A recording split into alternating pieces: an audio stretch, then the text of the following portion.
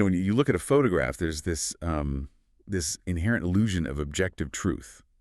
It feels like you're capturing a moment in time, like exactly as it happened. Right, yeah. The camera doesn't lie, as the old saying goes. It's just a mechanical reproduction of reality. Exactly, but the reality is the photographer absolutely does lie. Or, well, at least they choose what to point the camera at, right? You crop out the messy background, you choose the perfect lighting, Yeah. you decide what makes it inside the four corners of that Well, front. totally. It is all about the edit. What you leave out of the frame is often, just as important as what you leave in. And when you apply that editing process, not just to a single picture, but to a global brand, to a massive historical event, suddenly you're not just taking a photo, Yeah. you're actually rewriting history. Which is exactly the illusion we're unpacking in today's deep dive. Yes, we are looking at May 19th, 2026.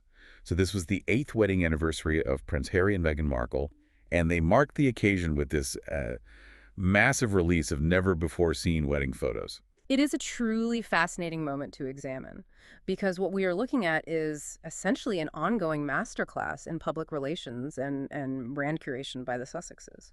And looking at our stack of sources today, which ranges from lifestyle magazines like Elle and Woman and Home to inside palace gossip from Radar Online, real estate breakdowns from Realtor.com, and even Wikipedia pages about their recent media ventures. It's quite a stack. It is. And you can really see how this couple uses images, fashion, and lifestyle programming to shape their narrative.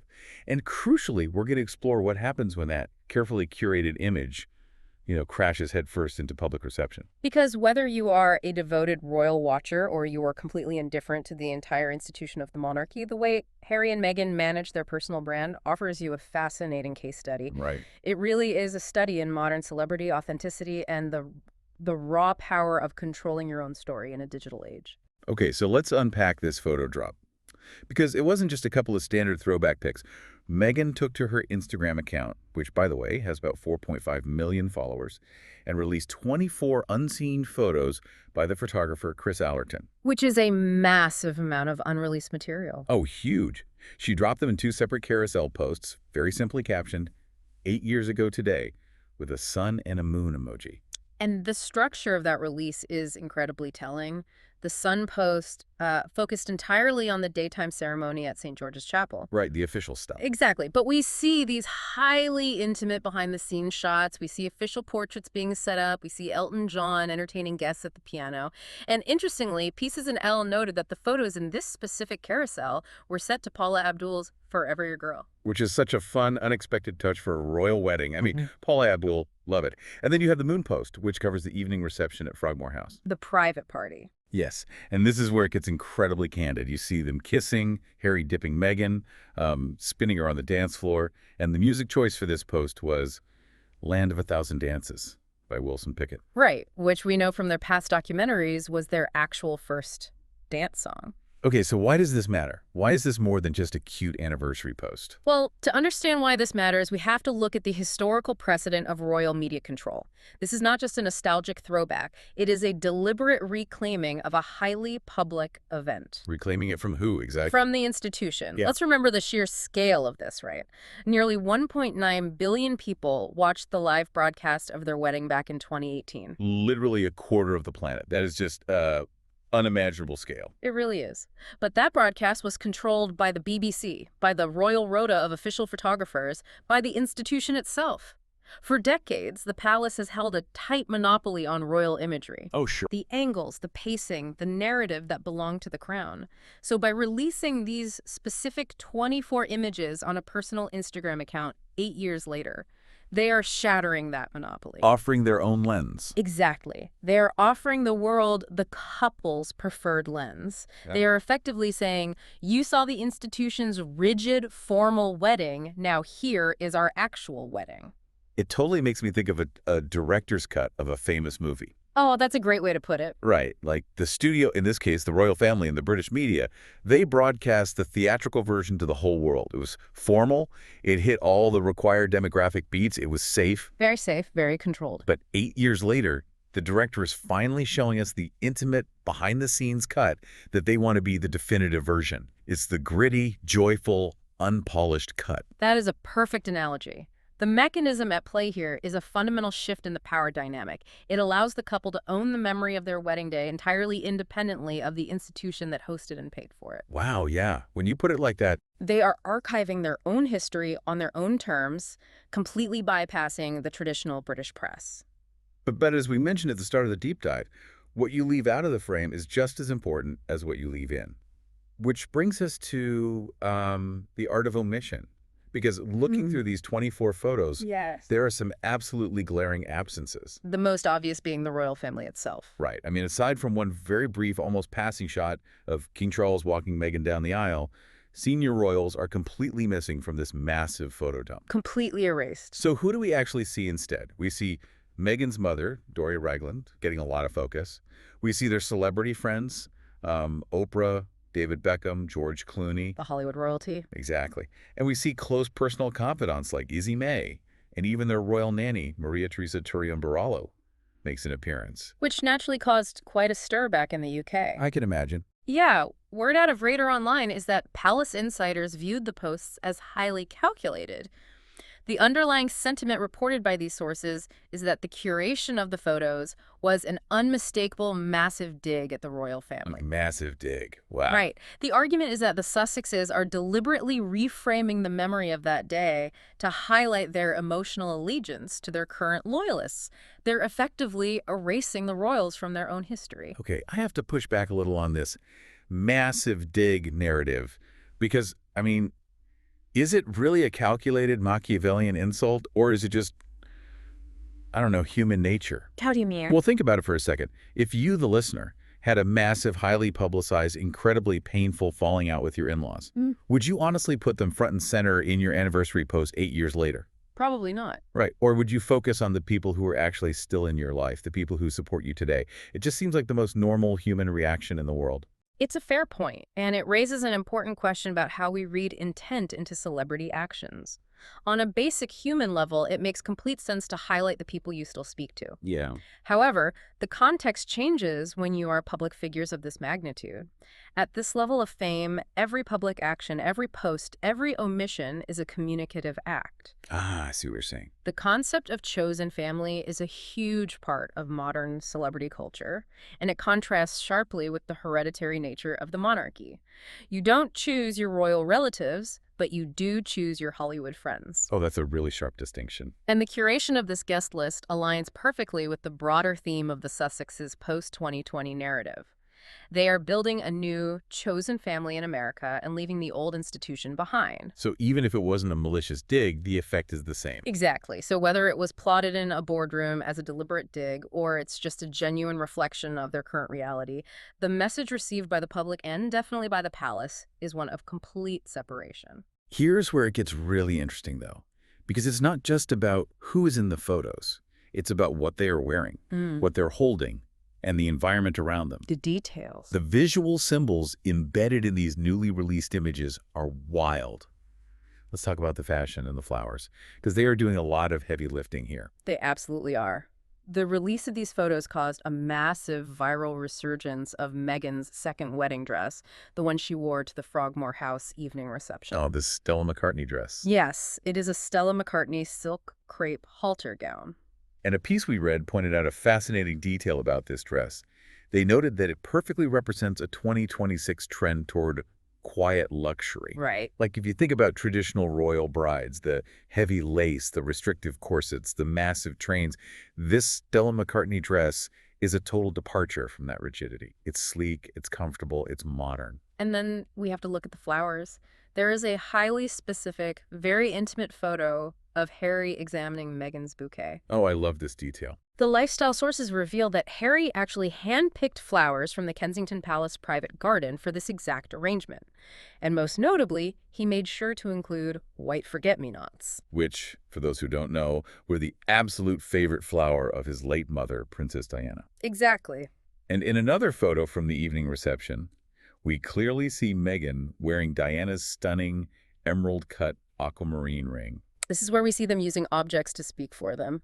It is a masterclass in semiotics. Semiotics, right. Which is basically just a fancy way of saying They are using visual signs and symbols to subconsciously tell a story without using any words. Yeah. Bypassing the tabloids, bypassing official press releases, they use these items to communicate. The dress and the flowers are doing the PR work. Precisely. The halter dress signals a relaxed, modern departure from stuffy royal tradition. It silently says, we are doing this differently. And the forget-me-nots and the aquamarine ring explicitly link Harry and Meghan's union directly to Diana's legacy. It's a way of saying, we carry her rebellious, compassionate spirit with us, even if the institution doesn't. They managed to communicate their core values of independence and modernity perfectly. Every petal, every scene seems to carry this heavy metaphorical weight. But I have to ask you, when every single detail is this meticulous, this heavily laden with PR meaning, Yeah. does it actually enhance their authenticity, or does it start to make them seem a little too heavily produced? Yeah. Like, can you be effortlessly authentic if the audience knows you spent hours curating the exact metaphorical meaning of your floral arrangement? You've hit on the central paradox of their brand. They're constantly striving to project authenticity, but they're executing it with the precision of a Fortune 500 corporate marketing campaign. Right. And public reaction splits right down the middle here. For some people, that precision reads as polished, thoughtful, and deeply romantic. For others, it reads as calculated, staged, and deeply unnatural. And that tension perfectly explains the struggles they are facing as they attempt to live out this brand today, right now in 2026. Exactly, because that curated photo only goes so far. So let's leave the grandeur of the 2018 wedding and fast forward to the present day. Where are they now? They are in Montecito, California. And the contrast from the royal palaces is jarring. Over at Realtor.com, they outline the specs of their current reality, which is fiercely guarded and hyper-domestic. They live in a $14.65 million, 9-bedroom, Mediterranean-style mansion. Casual. Very casual. And Meghan actually mentioned in an interview a while back that they fell in love with the property instantly just by seeing the 2 connected palm trees outside, which she felt represented them. And for their 8th anniversary, alongside the grand, sweeping wedding photos, Meghan posted Instagram stories of their at-home celebration. This is a huge shift in tone. Huge. I want to paint this picture for you. It is an intimate kitchen scene. Harry is dressed down in track pants and a polo shirt. He's carrying a lemon elderflower cake. Which, by the way, was the exact flavor of their wedding cake 8 years ago. Oh, of course it was. So again, another meticulously curated detail. Right. And their kids, 7-year-old Archie and 4-year-old Lilibet, are singing Happy Anniversary to Mama. We also get a glimpse of Harry's anniversary gift to Meghan, placed on an octagonal foyer table. It's a bronze statue of 2 penguins. Penguins. Yes, Meghan explains in the video that it is a reference to the animal onesies they wore to their engagement party, because, as the saying goes, penguins are together for life. Okay, that is aggressively cute. And it aligns perfectly with the narrative Harry's been pushing for years. How so? Think back to his quote at the 2024 Dealbook Summit, where he said he is finally living the life his mom wanted for him, and that his main goal in life is just to be the best dad and husband he can be. The extreme juxtaposition here is the entire point. You have the massive global spectacle of the 2018 royal wedding on one hand, and the hyper-domestic, deeply private, albeit incredibly wealthy reality of their California life on the other. They're showing both sides. Exactly. By showing you both on the exact same day, they are actively trying to prove to the public, and perhaps to themselves, that they made the right choice by walking away. It's like a legendary rock band that just stops playing massive, loud, 80,000-seat stadium tours. Okay, I like this. They walk away from the pyrotechnics, the screaming fans, the global infrastructure, so they can just record acoustic indie albums in their garage, albeit a very, very expensive $14.65 million garage with ocean views. That is exactly what they've done. They've traded institutional scale for domestic exclusivity. But here is the critical tension and really the climax of what we're looking at today. Okay, well, lay it on me. This transition to a private, relatable domestic life works beautifully on Instagram in 15-second clips. The public loves a quick glimpse of a penguin statue, but it fails spectacularly when they try to stretch that into long-form commercial content. Oh, man. Yes. So what does this all mean when they take this domestic bliss to Netflix? Because we absolutely have to talk about With Love, Meghan. We do. In 2025, Archwell Productions released an 8-episode lifestyle series on Netflix called With Love, Meghan. The premise was highly produced domesticity, right? Exactly. You had Meghan cooking, gardening, and entertaining guests at a Montecito farmhouse. And she brought in heavy-hitting celebrity guests. Oh. We're talking Mindy Kaling, Serena Williams, Chrissy Teigen. On paper, you would think this would be a total slam dunk for a streaming service. You really would. But if we look at the actual reviews from critics and the public reception, they were absolutely brutal. I remember reading those. Yikes. Reviewers called the show a Montecito ego trip. They called the conversations vacuous. The overarching criticism was that the entire production felt like a facade that completely lacked any real relatability. And the viewership numbers reflect that too. While season 1 debuted somewhat decently, mostly driven by morbid curiosity, I'd argue season 2 and the holiday special completely bombed. They failed to even crack Netflix's top 10. Yeah, and as we know from the media trades, this ultimately led to their massive $100 million Netflix deal being axed in 2025. And you can see them actively searching for new footing in the aftermath. The Wikipedia updates on their production company mention they pivoted to executive producing a documentary at the Sundance Film Festival called Cookie Queens. Wait, what is that about? It's a documentary all about the high-stakes world of Girl Scout cookie season. Oh, wow. That's a huge pivot. It's a major pivot away from putting themselves on camera and toward character-driven documentary making. Okay, let's unpack this massive disconnect. Why does a 15-second Instagram story of Harry in track pants holding a lemon elderflower cake feel charming and successful, but an 8-episode, highly produced series about Meghan making fruit leather and DIY beeswax candles feel, as one critic put it, smug and syrupy? That's a great question. What is the mechanism breaking down here? It comes down to the inherent danger of commodifying a lifestyle. When you share a fleeting moment on Instagram, it feels like a genuine glimpse through a window. The audience feels like they've been invited in. Right. It feels organic. But when you package that exact same lifestyle into an 8-episode television series with professional lighting and craft services, you are no longer sharing a life. You are selling authenticity as a product. Selling it. Yeah. And the moment you sell authenticity as a product, human psychology dictates that audiences immediately start looking for the seams. They start analyzing the script. They notice the forced banter. They realize the kitchen looks a little too clean. It stops being a life and starts being a performance. But wait, I have to challenge this whole concept. Go for it. Isn't the whole premise of a royal lifestyle show inherently flawed from the jump? Think about what makes royalty appealing to the masses. The fantasy. Exactly. The appeal is based on extreme exclusivity. It's based on unimaginable wealth, castles, tiaras, and existence so far removed from our own daily grind that we can only dream about it. Right. How can someone whose entire brand equity is built on that level of exclusivity ever successfully pivot to being a relatable DIY homemaker? Are we, as the viewing public, asking them to be something they literally cannot be? That is the exact crux of the issue. A lifestyle show works when the host is aspirational but still feels somehow attainable. Like who? Think of an Ina Garten or Martha Stewart. When you watch Ina Garten, you feel like if you just buy the right vanilla extract and roast a chicken perfectly, you could have a slice of her life. Her wealth feels like the result of her lifestyle expertise. Oh, that makes so much sense. But the Sussex's life is fundamentally unattainable. No matter how many beeswax candles Meghan teaches you to make, the audience knows she is a duchess living in a $15 million estate guarded by private security. Yeah, you can't DIY your way into the monarchy. Exactly. The attempt to bridge that massive gap with relatable tasks like making apple butter doesn't endear them to the audience. It actually alienates the audience because the performance of normalcy feels disingenuous. It's like asking Superman to host a reality show about the daily struggles of commuting in rush hour traffic. We know you can fly.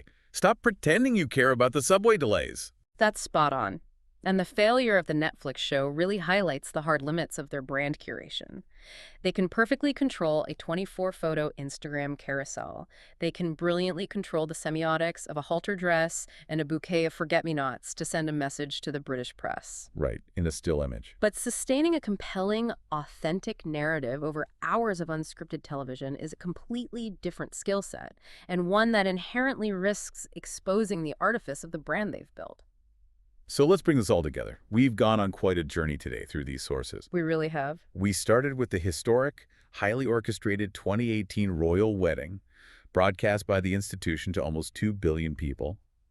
We moved through the symbolic rebellion of their anniversary photo dump, looking at how they used fashion and flowers to reclaim their own story. The director's cut. The director's cut, exactly. Then we peeked into the quiet luxury of their Montecito estate, with the track pants and the penguin statues. And finally, we hit the harsh reality of trying to commercialize that private domestic bliss on Netflix, ending in the loss of a massive streaming deal. It really operates as a modern parable about the limits of controlling your own narrative. You can direct the movie of your life, but you can't force the audience to buy a ticket. Oh, that's incredibly well said. And for you listening, I want you to reflect on your own life for a second. Think about your own social media presence. It's true for all of us. How often do we all curate our own director's cuts online? Highlighting our own version of the forget-me-nots, framing the perfect angle of our living room so no one sees the laundry pile, while carefully omitting the messy parts or the family members we're currently feuding with. On some level, every single one of us is acting as the PR manager for our own lives. We all crop the photograph to tell the story we want. Exactly. Which leaves me with a final provocative thought for you to mull over. In today's digital age, we constantly demand that our celebrities and public figures be authentic and relatable. We beg them to show us their messy kitchens and their track pants. We say we want them to be just like us. Right. But by forcing iconic figures, people whose entire appeal was originally built on grandeur, mystique, and distance, to pretend they are just like us, making homemade Cheez-Its and DIY beeswax candles. Are we actually destroying the exact magic that made us fascinated by them in the first place? Perhaps true royalty or true stardom dies the exact moment it tries to be relatable. Once you pull the camera back and show the messy background, the illusion is completely gone. And sometimes, whether we admit it or not, we really just want the illusion. Thanks for joining us on this deep dive into the source material. See you next time.